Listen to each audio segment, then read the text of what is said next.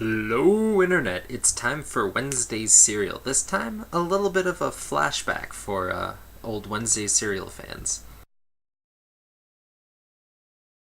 Now we have this issue, Deadpool and Cable 26, following up from issue 50 of Deadpool and Cable. Figure out that numbering.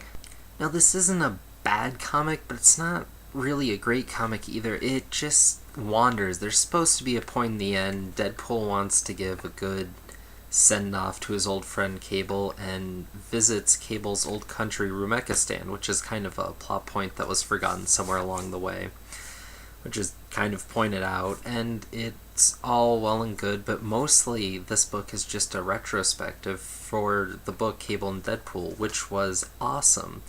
But this issue itself is just meh, and it's just referencing back to all these old great stories, and the entire time I'm reading it, I'm just thinking, why shouldn't I just go back and read those again? There's nothing that this issue adds to anything. For something out of the blue and at a price point higher than any single issue of the series that it's referencing, I'd like to point out, it doesn't do anything for it. It's just a big, long yada yada with some yucks with Deadpool, which made me realize why I'm not a big fan of Deadpool now as I was back when. That's where the retrospective part comes in. Long ago, and a few other times throughout the show, I talked about Deadpool and why I liked the older way they approached the character than the new.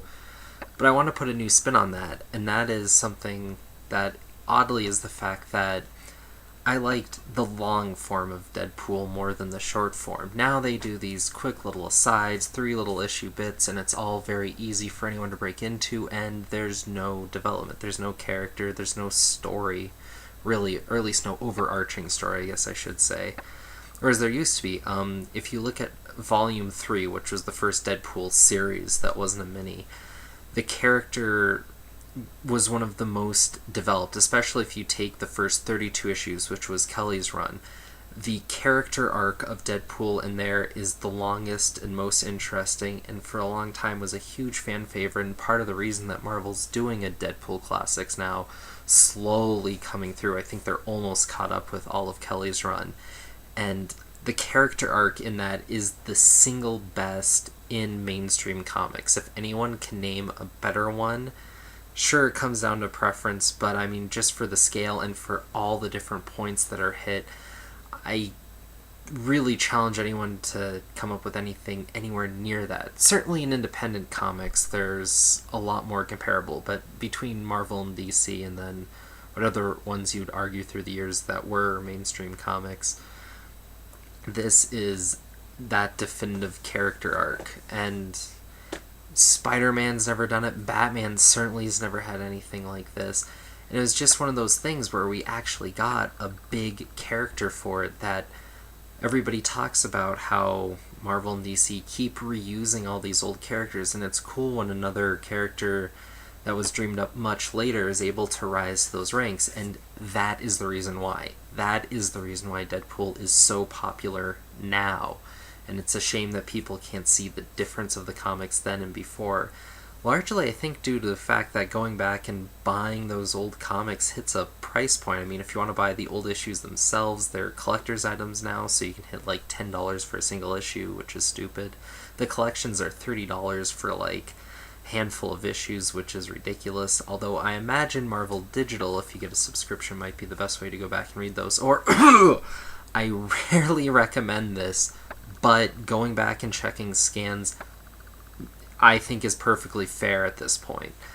It's old, and they're price gouging for stuff that, frankly, the creators aren't getting any money for anyways, so why not? So this week, I highly recommend you do not buy this issue, but buy all the stories that it was talking about.